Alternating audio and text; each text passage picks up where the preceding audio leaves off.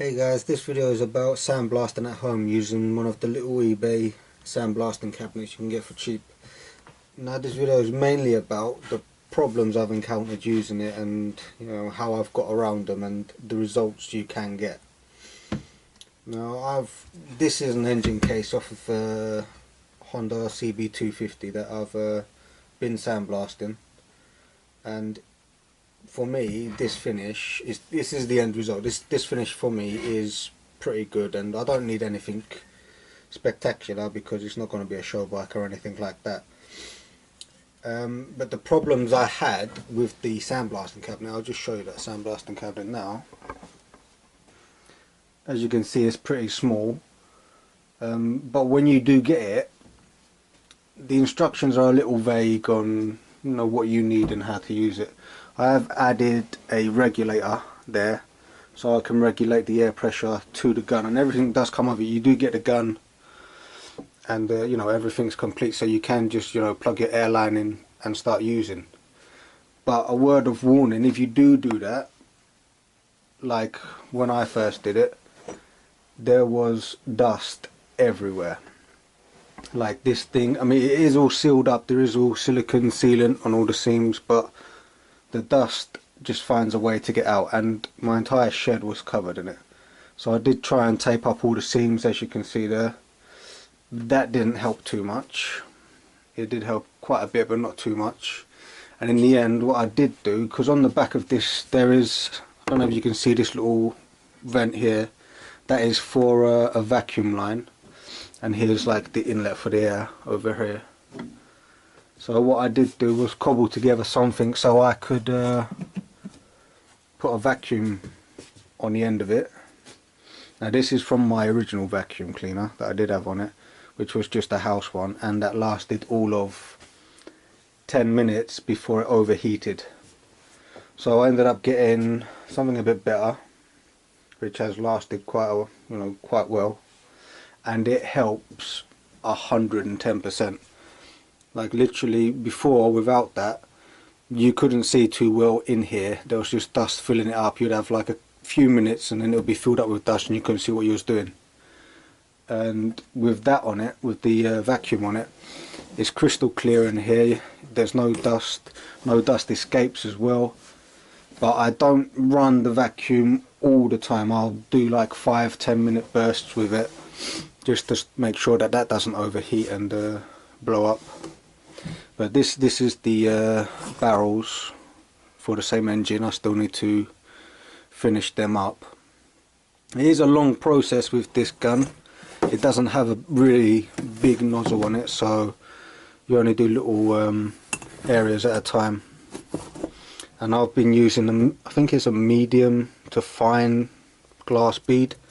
I know you're supposed to go from coarse to medium to fine, but emptying this out is a pain in the ass. There's literally a little bung right on the bottom of it, and I don't have access to the bottom of it, so I'm going to have to take this off and empty it, and it's so small and it's going to be a nightmare just to keep on changing the sandblasting medium every time you want to change the course. So I'm just going with a medium, and it seems to be alright to me. It's not the best finish, but it's good enough for what I want. Now the other problem I did run into was I did degrease everything and try to make sure it was clean before I sandblasted, but this stuff gets everywhere, and no matter how well I did it, I did end up with some problems. Like certain things there's a couple bearings in here that I couldn't get out because they're blind bearings and there's no way to get that out at all. I mean, it's going to have to be cut out, but I haven't got anything small enough to get in there to cut it out. But the problem, one of the biggest problems I had, was I've got little oil residue spots in certain places, and I don't know if you can see that down there. There's like thick build-up of oil, and the glass bead has stuck to it. So these will need to be washed quite thoroughly before I put the engine back together. But otherwise the finish is a lot better than I thought it was going to be, and To do this would take about, well, it took me about 20 minutes to half an hour just to do this one piece.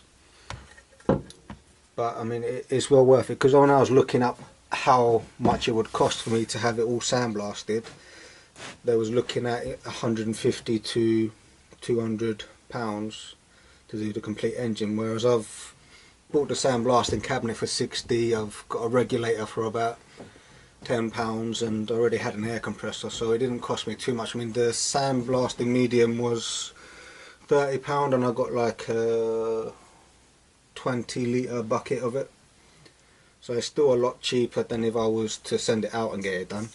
I mean, the finish would be a lot better. I mean, this has oxidised slightly. It's gone a bit more grey than what it was when I first did it. It was quite shiny when I first did it.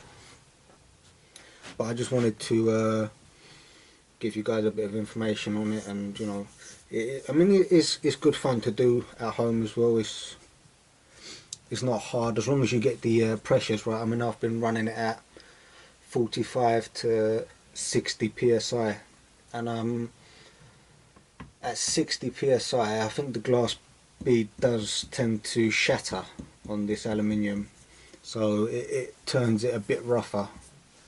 But like I said, this finish for me is pretty good. So if you are thinking about doing it, I think it's well worth it. You save yourself a bit of money, and it's another tool that you've always got, and I'm sure you can find a lot more uses for it. Alright, thanks for watching.